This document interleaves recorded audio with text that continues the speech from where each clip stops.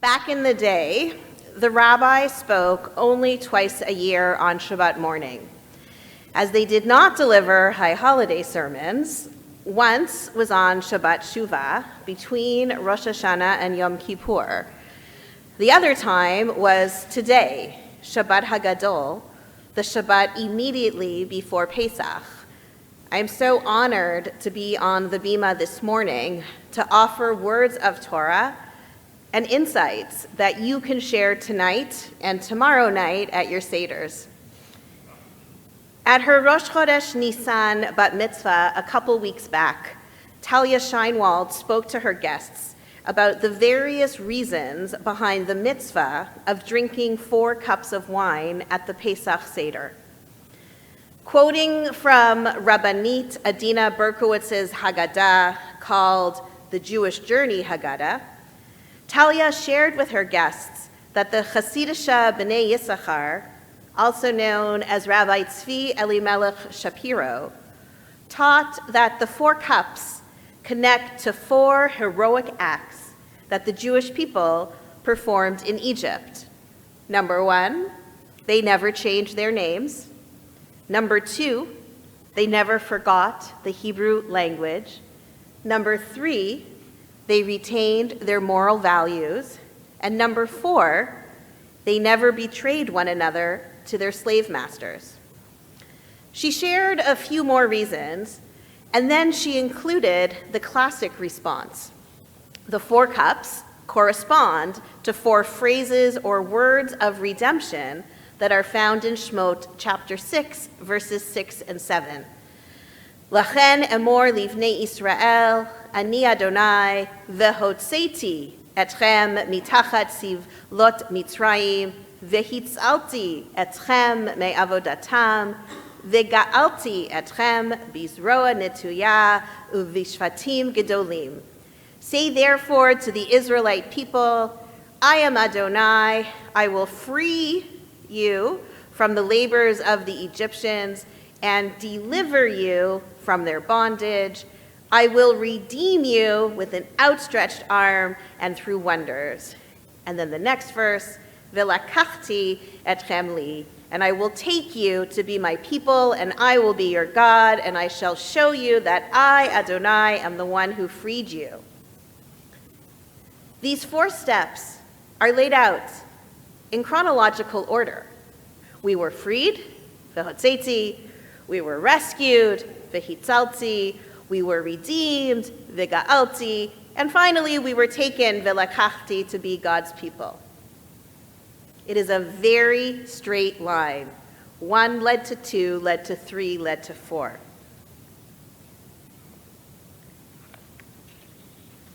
How often in your life has one thing led to another in the assumed or the expected order?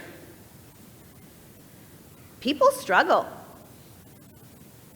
Life is complicated.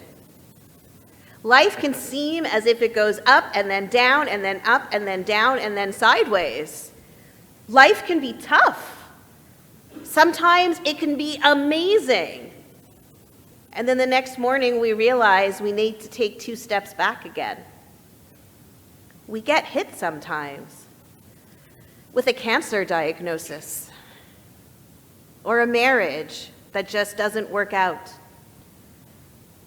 a downsizing or a professional layoff, or unexpected tariffs, or a volatile stock market, and then our finances don't mesh with what we wanted or expected, and it's from nothing that we have done.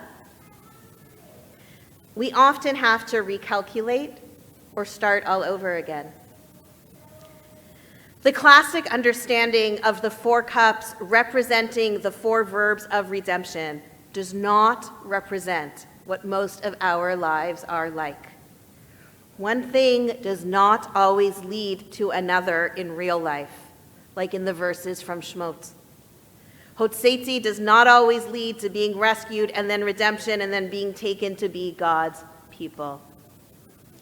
So this morning, I want to offer yet another option for why we drink dafka 4 glasses or cups of wine at the Seder. And they have to do with Joseph. Joseph, who is the reason we got ourselves into Egypt in the first place. When we tell the story tonight, we don't actually mention Joseph by name, but he's the reason we got to Egypt. Yet his name is not all over the Haggadah. It is because of Joseph that our people were in Egypt, and it is Joseph's life who many of our lives imitate. He has a complicated life. He struggled. He had trouble being part of a band of brothers. He had an inflated ego. He was favored. He was thrown into a pit. He was sold. He went to a fully new and weird culture. And then he had an up moment in Potiphar's house, only to be wrongfully accused and then hit another low in jail. And then thanks to one of his prison buddies, he was plucked out of jail. He was brought to Pharaoh. He explained a couple of dreams, and then he became number 2 in the land. Again, another high. The Joseph story moves up and down, and there are 2 steps forward and 3 steps back, and then he goes forward again. It's hard to plot. He's all over the place. So how are the 4 cups of wine connected to Joseph? How can we get this from the text? This explanation is found in the Yerushalmi, in the Palestinian Talmud, the Jerusalem Talmud, because there the rabbis say that in Genesis chapter 40, psukim 11 through 13, verses 11 and 13, we actually hear the word cup 4 times in Pharaoh's butler's dream. Give a listen. Vekos, that's the word, Paro biyadi, va'ekach et ha'anavim, ve'eshchat otam el kos paro, ve'eten et ha'kos al kaf paro. Pharaoh's cup was in my hand, and I took the grapes and I pressed them into Pharaoh's cup, and I placed the cup in Pharaoh's hand. Joseph said to him, this is its interpretation. The 3 branches are 3 days. Ba'od shloshet yamim isa paro et roshecha v'hashivcha el kanecha v'natata kos paro v'yado kamishpat harishon asher hayita mashkehu. In 3 days, Joseph tells the royal sommelier, Pharaoh will pardon you and restore you to your post, and you will place Pharaoh's cup, time number 4, in his hand, as was your custom formerly when you were his cupbearer. The word cup is 4 times. We drink 4 cups of wine. Joseph's life, a life of ups and downs, is more relatable to most of us because our lives are full of ups and downs.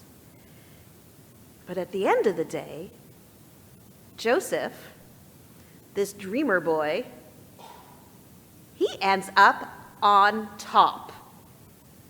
And that is what you should be taking to your Seders tonight. Now you might be thinking, how can we sit at our Seders, bein yoshvin uvein misubim, comfortably when there are still 59 hostages, 24 of them still alive in Gaza? As Rachel Goldberg-Poland said on the must-listen-to Call Me Back podcast with Dan Senor earlier this week, why are they still there? Or, how can we sit comfortably at our Seders when we know that the 15 Chayalim, the 15 Miluim reserve duty soldiers of Golani Brigade who were in our community and in this room this time last week are right now back in Gaza, away from their wives, away from their children, away from their families. And tonight, they will not be sitting at a table at a Pesach Seder. But remember, at the end of the Joseph story, Joseph ends up on top. So when you reach the words, V'hisha amda, and you say, Shelo echad bilvad amad aleinu lechalotenu v'hakadosh baruch hu matzilenu miyadam ela shebechol dor vador omdim aleinu lechalotenu v'hakadosh baruch hu matzilenu miyadam. When you say, for it was not just once that somebody rose against us to destroy us, for in every generation they rise up to destroy us, and God saves us from their hands. Remind yourselves that our people have faced an enemy before, and God has saved us. We will win. It's going to take some more time, though, because our enemy is fighting what they consider to be a holy war. It's tough out there. It's really tough sometimes. The kind of tough where there are more questions than answers. But have some emunah, have some faith, and know that we are going to end up in a better place with the help of HaKadosh Baruch Hu that will yatzil otanu. A quick story to end. Omer Shem Tov. Most of us know his name at this point. He was released after 505 days in Gaza. He tells a story how there were IDF soldiers right near him, right above him for almost a month, but they were unable to detect that he was in a tunnel deep below. So after they left, I think he said they were there for 27 days, the terrorists went to the area where the IDF had been to search if they left anything behind. So the terrorists, they found a few things, including a piece of paper or a booklet that's called a Dvar Malchut, which I understand to be a Chabad Torah musing handout. So the terrorists did not know what it was, and they asked Omer to translate it. Omer told them what it was, and he asked for it, and the terrorists said no. Omer pleaded and pleaded and begged, and he made some sort of a deal, and eventually he got it in his hand.